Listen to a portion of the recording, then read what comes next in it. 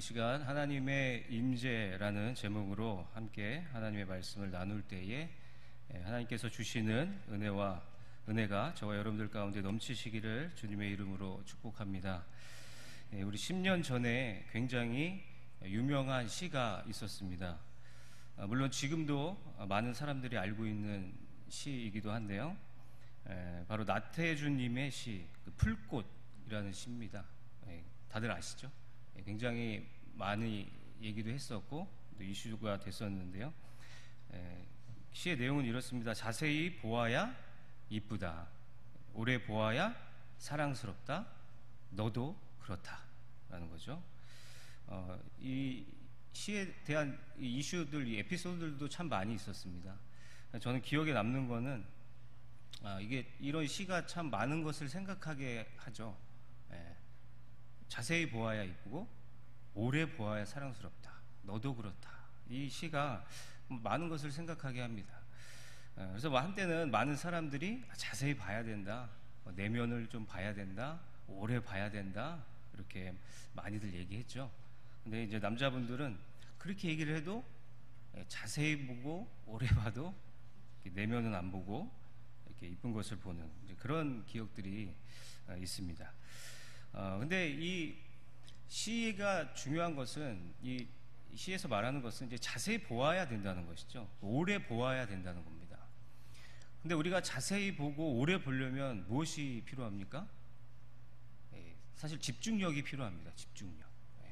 오래 봐야 되고 자세히 보려면 뭐 다른 것들도 필요하겠지만 제일 먼저 필요한 것은 집중력이 필요한 것 같습니다. 그래서 집중하지 않으면 오래 볼 수 없고 또 자세히 볼 수도 없는 것이죠. 근데 우리가 생각해 볼 때 이 집중력이 일상생활에도 그렇고 금방, 이 집중력이라는 것은 이렇게 막 금방 생겨나는 것이 아닌 것 같습니다. 왜냐하면 우리의 일상을 돌아봐도 집중력 있게 뭘 할 일들이 별로 없다는 거죠. 왜냐하면 거의 이 반복적인 일들, 똑같이 돌아가는 패턴 속에 거의 있기 때문에 집중해서 보아야 될 것들이 생각보다 많지 않다는 겁니다. 우리 신앙생활에서도 마찬가지입니다.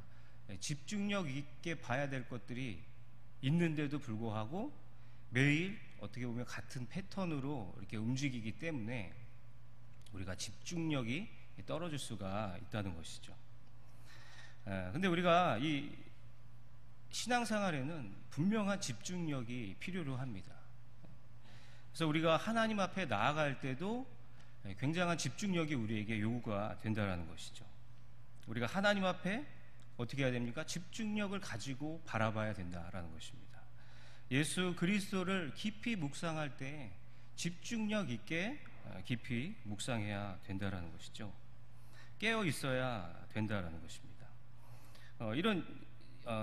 그래서 하나님의, 우리가 가장 중요한 것은 뭐냐면요, 신앙생활에 뭐 여러 가지 중요한 것들이 있습니다. 기도도 있고 또 우리 말씀도 있고 찬양도 있고 또 예배도 있고 뭐 구제와 금식과 뭐 여러 가지 것들이 있습니다. 많은 것들이 있지만 그 중에서도 우리가 집중해야 되고 중요하게 생각해야 될 부분이 무엇이냐면 바로 오늘의 제목과 같이 하나님의 임재라는 부분입니다. 그래서 하나님의 임재를 우리 성도들은 갈망해야 되고 하나님의 임재가 나타나기를 우리가 항상 바라야 된다라는 것이죠.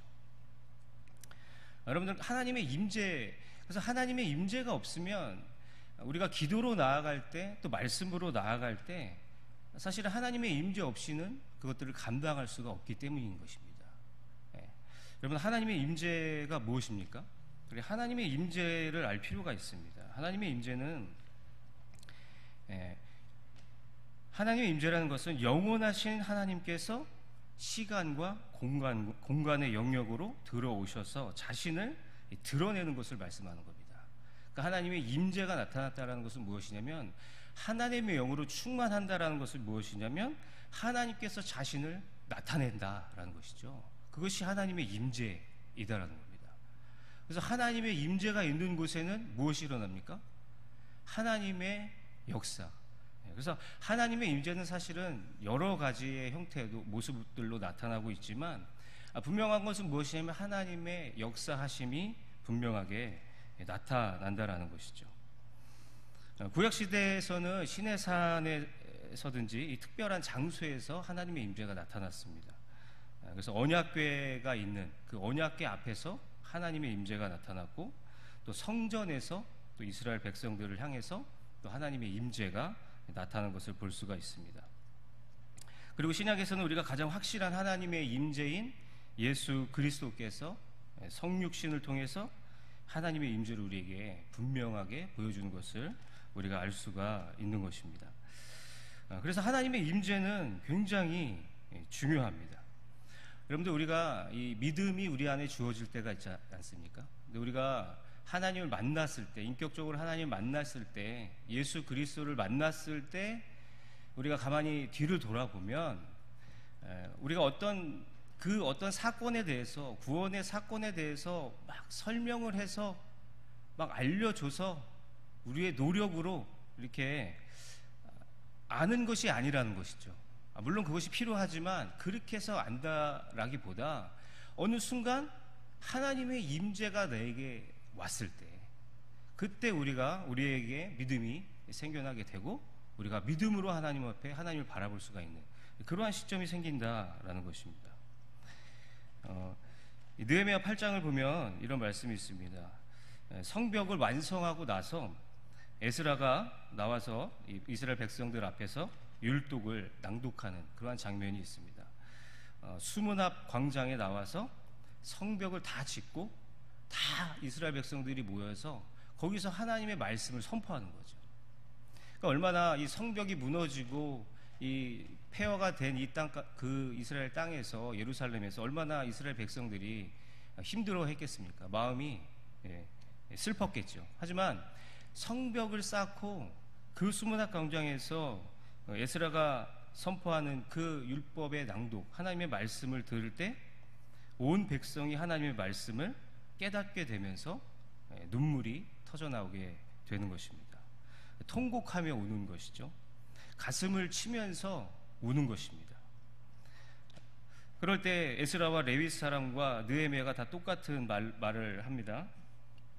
오늘은 너의 하나님 여호와의 성일이니 슬퍼하지 말며 울지 말라. 여호와를 기뻐함이 너의 힘이니라 라고 선포하는 것입니다. 그러니까 하나님의 임재가 나타날 때, 하나님이 나타나실 때 이스라엘 백성들이 그 말씀을 그냥 들으면서 하나님이 주신 그 임재로 말미암아 우는 것이죠. 그래서 여기에서는 기뻐함이, 우니까 뭐라고 말씀합니까? 기뻐하라는 것입니다. 이날은 성일이니 기뻐하라는 것이죠. 하나님의 임재가 눈물로 나왔지만 에스라와 레위인과 또 느헤미야는 기뻐하라는 것입니다. 하나님 성일이니 기뻐하라는 것입니다. 이렇게 말씀하고 있는 것이죠. 우리가 이 하나님의 임재를 갈망할 때 우리가 여러 가지 이 삶 가운데서도 그렇고 여러 가지 부분에서 하나님의 임재를 갈망해야 되지만 가장 중요한 것은 우리가 예배로 나아갈 때, 하나님 앞에 예배로 나아갈 때 하나님의 임재를 우리가 반드시 바라봐야 된다는 것입니다. 하나님의 임재를 우리가 반드시 구해야 된다는 것이죠. 여러분, 예배는 무엇입니까? 예배는 무엇입니까? 우리가 하나님 앞에 예배함이 정말 가장 중요한 부분인데, 우리가 하나님 앞에 주일에 나와서 하나님 앞에 예배한다는 것은 우리가 하나님을 이 만남의 장소로 우리가 온다라는 것이죠. 예배의 모든 것을 통해서 하나님의 임재를 보기 위해서, 하나님과 교통하기 위해서, 하나님을 만나기 위해서 우리가 예배 자리로 나온다는 것입니다. 그러니까 얼마나 이 예배 자리가 소중합니까? 그래서 예배의 자리에는 분명한 하나님의 임재를 우리가 갈망해야 되고, 그 임재가 오기를 기도해야 되고 우리가 바라야 된다는 것이죠. 그래서 이 임재는, 우리가 예배할 때 그 임재는 우리가 정말 빼놓지 않고 바라봐야 되는 그러한 중요한 부분이다라는 것입니다. 오늘 말씀에 보면 하나님의 임재가 이 다윗성 안에 나타나게 됩니다. 그러니까 여러 가지의 모습으로 나타나지만 오늘 본문의 말씀을 보면은요, 하나님의 임재가 이 기쁨으로 나타나는 것을 볼 수가 있습니다. 다윗이 우리가 잘 아는 내용의 말씀입니다. 다윗이 하나님 앞에서 뛰노는 것이죠. 근데 사실 이 제사장들이 언약궤를 메고 갈 때에 한 6걸음 정도 걸어가서 또다시 하나님 앞에 제사를 드리고 또 하나님을 기뻐하며 거기서 뛰놀고 이러한 모습들을 계속 반복해서 보여주는데, 이 기뻐하면서 하나님 앞에 나아가는 것입니다. 그러니까 제사를 드리고 예배를 드린다고 할 수 있는 것이죠. 그러니까 예배를 드릴 때 기쁨으로 이 다윗이 춤을 추면서 드리며 나아가는 그러한 모습들을 볼 수가 있습니다. 근데 다윗이 이렇게 기뻐하는 이유가 있습니다. 왜냐하면 이 하나님의 궤가 블레셋 땅에서 오랫동안 블레셋 땅에 있다가 정말 기다리던 그 하나님의 궤가 다윗성으로 이제 들어오는 그러한 시점이기 때문입니다. 다윗과 달리 이 사울은 하나님께서 세우셨지만, 이 사울은 하나님의 말씀과 점점 거리가 이제 멀어졌습니다. 그래서 하나님의 말씀을 듣지 않고 자기가 나가서 전쟁에 묻지도 않고 나가게 되고, 또 심지어 하나님의 궤가 있는 그 실로에 있는 그 성소에 하나님의 궤가 있었는데, 그 하나님의 궤를 20년 동안이나 방치하고 돌보지 않았다는 것이죠. 그러니까 하나님을 아예 떠나 있었던 그러한 삶을 이 사울은 살았다는 것입니다. 그래서 그 결과 20년 동안 방치되었던 그 결과, 하나님의 말씀이 방치되었던 그 결과 사울은 블레셋 전투에서 이제 패하게 되는 것입니다. 계속된 블레셋 전투에서 패하게 되는 것이죠. 그러다가 정말 나중에는 사울이 어떻게 하냐면 하나님의 궤를 가지고 전쟁에 나아가는 모습을 보이게 됩니다.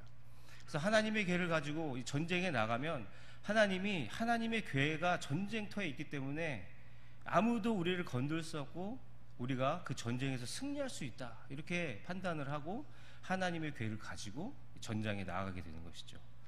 근데 결과가 어떻게 되었습니까? 전쟁에서 더 참혹하게 패하게 되고 그 하나님의 궤마저 블레셋에게 빼앗기는 그러한 일들이 있었습니다. 이 하나님의 궤가 블레셋 땅에 넘어가고 그 궤가 빼앗다는 것은 무엇을 의미합니까? 하나님의 임재가 더 이상 이스라엘 백성들 앞에 나타나지 않는다라는 것이죠. 하나님의 영광이 이스라엘 백성들을 떠나는 그러한 모습이다라는 것입니다. 근데 이 다윗은 그렇지 않았습니다. 다윗은 왕이 되자마자 제일 먼저 하려고 했던 것은 뭐냐면 하나님의 궤를 찾으려고 힘을 썼습니다.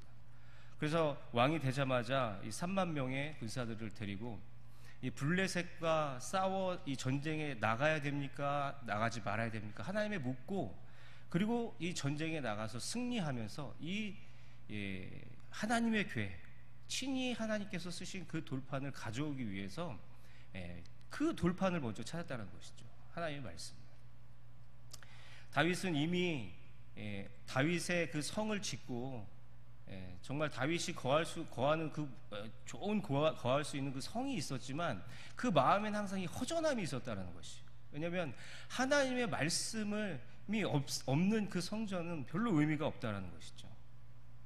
그래서 이 다윗은 하나님의 궤를 자기 인생의 중앙에 모시기 전까지는 만족하지 않겠다라는 그런 강한 의지가 있었습니다. 그래서 전쟁에 승리하고 드디어 이 하나님의 궤를 이제 다윗성으로 옮기는 이제 그러한 작업들을 하는 것이죠. 하지만 이 하나님의 궤는 그렇게 쉽게 옮겨지지 않았습니다. 처음에는 빨리 옮기기 위해서 하나님의 방법을 생각한 것이 아니고 수레에 하나님의 궤를 그냥 담아가지고 실어가지고 이제 오게 되는 이제 그러한 실수를 범하게 되는 것이죠. 그래서 그렇게 하나님의 방법대로 오지 않다 보니까 이 수레를 끄는 소가 뛰놀기 시작합니다.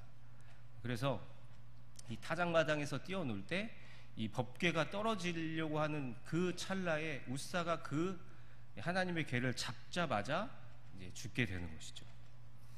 그래서 이 다윗은 하나님의 방법을 잠깐 잊어버리고 그 하나님 방법대로 하지 않다가 이 하나님의 궤를 옮길 수 없자 이 다윗은 이제 분노하고 너무나 실망한 마음으로 돌아가게 되는 것이죠. 다윗성으로 다시 돌아가게 되는 겁니다. 그래서 그것을 오벳에돔의 집에 이제 잠시 이제 보관을 하는 거죠. 거기다 이제 하나님의 괴를 모셔놓는 겁니다. 근데 이 시간이 지나 보니까 이 오벳에돔의 집에 하나님께서 이 말할 수 없는 그 복을 내리시는 것을 이제 다윗이 이제 보게 되는 겁니다. 근데 하나님의 괴가 사실은 블레셋 땅에 넘어갔을 때 굉장한 하나님의 그 저주가 있었습니다. 그래서 하나님의 괴를 보는 사람도 죽고 뭐 만진 사람 말할 것도 없고 그 집에 가는 집집마다 하나님이 그 심판, 그 하나님의 벌하심이 진노가 있었다라는 것이죠. 그래서 많은 사람이 죽어서 옮겨 다니는 그러한 일들이 있었다는 겁니다. 그런데 오벳에돔의 집에 갔을 때 어떠한 일이 일어납니까? 하나님이 축복을 그 집에 이제 부어 주시는 겁니다. 그래서 다윗은 그것을 보고 드디어 하나님께서 약속하시는구나, 하나님이 허락하셨구나 해서 다시 만반의 준비를 하고 제사장들을 데리고 이제 어깨에 하나의 방법대로 말씀의 궤를 메고 이제 다윗 성으로 이제 들어가는 그러한 장면이다라는 것이죠. 그때 이 다윗은 하나님의 임재를 기쁨으로 지금 경험하고 있다라는 것입니다. 하나님의 임재 앞에서 뛰놀고 있다라는 것이죠. 그래서 하나님의 임재가 다윗에게 임했을 때 말씀에 뭐라고 나와 있습니까? 여호와 앞에서 뛰놀며 춤춘다라고 이렇게 나와 있습니다. 여호와 앞에서 어린아이와 같이 그 오벳에돔에 축복하신 그 하나님의 그 약속을 보면서 어린아이와 같이 그 말씀을 사모하며 그 임재를 사모하며 나아간다는 것이죠. 그래서 드디어 예루살렘 땅에 이제 하나님 말씀이 들어오게 되면서 이제 정말 성정의 그 이스라엘이 이제 이 말씀에 하나님의 말씀이 다스리는 비로소 그 이제 시작이 된다라는 것입니다. 그대로 이 다윗의 전쟁은, 다윗의 앞길은 나갈 때마다 승리할 수 있는 그러한 일들이 다윗에게 계속 생겨나게 되는 것이죠. 그래서 하나님의 임재에 대한 예배, 정말 이 드디어 하나님의 말씀이 내 안에 들어왔을 때, 하나님을 사모하는 그 마음으로 나아갔을 때, 드디어 하나님의 말씀이 내 중심에 들어왔을 때 비로소 하나님의 임재가 예배 가운데 나타나게 됐다라는 것입니다. 근데 오늘 말씀을 보면 이 상반되는 그러한 인물이 나옵니다. 누구죠? 미갈입니다. 이 미갈은 이 다윗과는 아예 상반된 모습을 보여주고 있는 것입니다. 다윗은 정말 하나님의 임재로 인해서 기뻐하며 춤을 췄지만 이 미갈은 그렇지 않았다는 거였어요. 그래서 미갈을 말할 때 앞에 어떻게 말하냐면 다윗의 아내 미갈 이렇게 표현하는 것이 아니고 사울의 딸 미갈이라 이렇게 표현하고 있습니다. 그러니까 사울이 걸어갔던 그 길을 똑같이 걸어가는 것처럼 더욱더 강조를 하는 것이죠. 사울의 딸 미갈. 뒤에서도 계속 그러한 말씀을 볼 수가 있는데요. 이 미갈은 하나님의 임재를 집중하는 것이 아니고 하나님의 임재를 바라보는 것이 아니고 어디에 초점이 맞춰 있었냐면 이 사람의 모습. 이 다윗이 이 왕복을 벗고 무엇을 입었습니까? 에봇. 이 제사장들이 입는 에봇을 입고 막 춤을 췄다가 그 바지가 벗겨지는 모습이거든요. 그러니까 그것을 보고 심기가 불편한 겁니다. 하나님의 임재는 바라보지 못하고 다윗을 업심여기는 그러한 모습들을 볼 수가 있는 것입니다. 여기서 우리가 분명한 차이를 우리가 알 수 있는 것이죠. 무엇입니까? 하나님의 임재를 바라보지 않으면 모든 것들이 불만이 되고 또 불평이 되고 기쁨이 될 수가 없다라는 것입니다.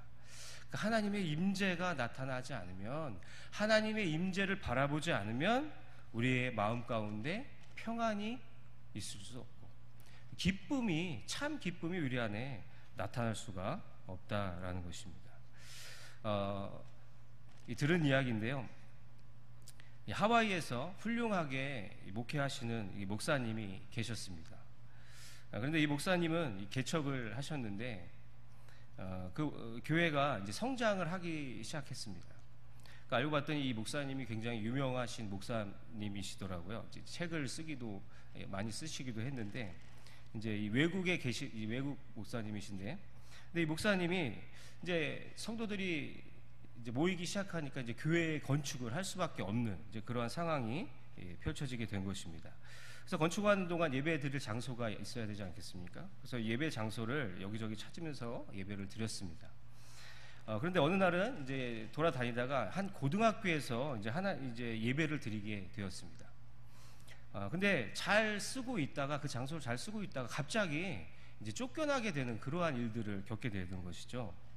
그래서 갑자기 쫓겨났기 때문에 이제 어디 갈 데가 없었습니다. 그래서 다음 주일은 어쩔 수 없이 이제 그 공원은 이제 아무나 쓸 수 있기 때문에 공원에서 이제 성도들이 모여서 예배를 드릴 수밖에 없는 이제 그러한 상황이 되었던 것이죠. 그래서 이제 다음 주일은 이제 공원에서 예배 드리기로 이렇게 얘기가 된 것입니다. 그런데 여러분들 하와이 날씨를 아십니까? 이 하와이 가보신 분들은 아실 텐데 하와이 날씨가 갑자기 햇빛이 쨍쨍했다가도 갑자기 소나기가 내리고 이 날씨를 좀잡을 수 없는 그러한 날씨라고 합니다. 근데 이런 날씨 가운데 이제 준비를 하고 있는 거죠. 그래도 예배를 드려야 되기 때문에. 근데 이 성도들이 모여서 예배 준비를 하였습니다. 성도들이 갑자기 이제 목사님에게 전화가 오는 겁니다. 목사님 큰일 났습니다. 비가 내일 일기예보를 보니까 엄청난 비가 예상이 됩니다. 그래서 목사님 어떡하냐고 이제 목사님 공연에서 예배를 드려야 되는데 어떡하냐고 전화가 온 것이죠. 근데 목사님께서 이 말을 듣고 이제 걱정을 한다기보다 이제 기도를 하시는 거죠. 이 목사님 대단한 게 이제 기도를 하는 겁니다. 토요일 날 그 전날에 기도를 하면서 하나님 좋은 날씨를 주시옵소서라고 하면서 이제 기도를 열심히 하는 것이죠. 여러분들 우리가 이런 날씨를 통해서 열심히 기도하지 않습니까? 근데 우리가 기도를 해도 때로는 이 수련회 때 이럴 때 이제 비가 올 때도 있지 않습니까?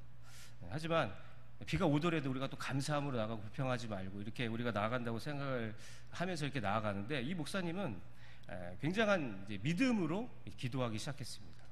그래서 정말 강하게 하나님 앞에 기도하는 것이죠. 하나님, 좋은 날씨를 허락해 주시옵소서. 내가 누구를 위해서 목회합니까? 하나님, 누구를 위해서 제가 이런 길을 가고 있습니까? 하나님 사랑해서 목회하는데 하나님 좋은 날씨 주십시오. 어떻게 다음날 이런 일기예보가 저에게 들릴 수 있습니까? 라는 그러한 기도를 시작했다라고 합니다. 근데 이 기도가 정말 하나님 앞에 매달리는 기도, 야곱처럼 씨름하는 기도가 될 수도 있겠지만 어떻게 보면 막 정말 좀 따지면서 기도하는지 그러한 기도로도 들릴 수가 있는 것이죠. 근데 어쨌든 열심히 기도하고 믿음으로 기도하고 이제 주무신 겁니다. 그래서 주일날 눈을 딱 뜨게 된 거죠. 비가 여러분들 그쳤습니까? 안 그쳤습니까? 네? 그쳤습니까? 네. 정확하게 말씀을 하셔야 됩니다. 그치지 않았다는 거예요. 비가 계속 내리는 겁니다. 근데 그냥 계속 내리고 조금 내리는 게 아니라 앞이 안 보일 정도로 비가 온다는 것입니다. 앞이 안 보일 정도. 근데 이 목사님은 정말 야곱과 씨름하듯이 그래도 굴하지 않고, 왜냐면 하와이 날씨가 그렇다 보니 계속 기도하시는 것이죠. 하나님 정말 누가 이기나 봅시다. 계속 기도하면서 행동으로 하나님 앞에 보이는 겁니다. 비가 계속 오면 뭐를 켜야 됩니까? 와이퍼를 계속 켜야 되잖아요. 자동차를 이제 타고 가야 되는데.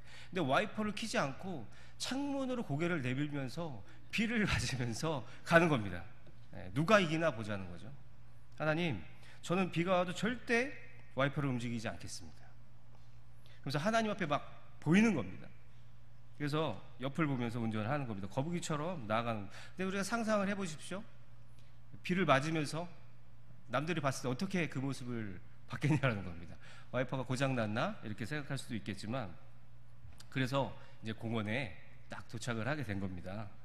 정말 믿음을 끝까지 보이고 하나님 앞에 매달리는 것이죠. 비가 그쳤습니까? 안 그쳤습니까? 모르겠죠. 이제 운전을 하면서 가는데 하나님 마음속에 이게 그 목사님 마음속에 믿음을 가지고 기도하고 나가는 거죠. 하지만 그 비는 비치지 않았습니다. 이제 계속 내리기 시작하는 것이죠. 근데 운전을 하면서 가고 다 도착을 했는데, 다 도착을 하니까 그때 목사님 마음 가운데, 그 중심 가운데 하나님의 이런 음성이 들렸다고 합니다. 너는 내 임재에는 관심이 없고 눈에 보이는 그 비에만 관심이 있느냐. 하나님께서 그렇게 말씀했다라는 것이죠. 근데 우리가 날씨를 위해서 기도하는 것 굉장히 중요합니다. 준비하는 것 당연히 중요합니다. 하지만 이 목사님의 이 중심을 보시고 하나님께서는 그 인재에 대해서 이 포커스를 맞추시는 것이죠. 하나님의 임재에 포커스를 맞출 수 있도록 하나님께서는 그 목사님의 마음을 깨닫게 해주셨다라는 것입니다. 비 오는 거 보지 말고 하나님의 임재를 바라봐라. 하나님의 임재를 집중해라 라는 것이죠. 그래서 그 목사님이 하나님의 음성을 듣고 마음이 무너져 내려서 비가 주룩주룩 정말 퍼붓는 그 가운데서도 천막 안에서 기쁨으로 하나님 앞에 예배를 드렸다라는 것입니다. 여러분들, 하나님의 임재를 바라봐야 됩니다. 사람의 시선과 또 내리는 비, 또 내 삶의 환경에 대해서 어떤 다른 것에 관심을 두다 보면 하나님의 임재를 경험할 수가 없다라는 것이죠. 우리는 하나님의 임재에 집중해야 될 줄로 믿습니다. 그 안에 기쁨이 주어져 있고 그 안에 평강이 있고 그 안에 모든 것이 있는 줄로 믿습니다. 미갈과 같이 다윗의 바지만 바라보고 또 사람만 바라보다가 시험 드는 것이 아니라 하나님을 바라보면서 또 기뻐하며 춤추는 은혜가 여러분들 가운데 넘쳐나시기를 주님의 이름으로 축복합니다.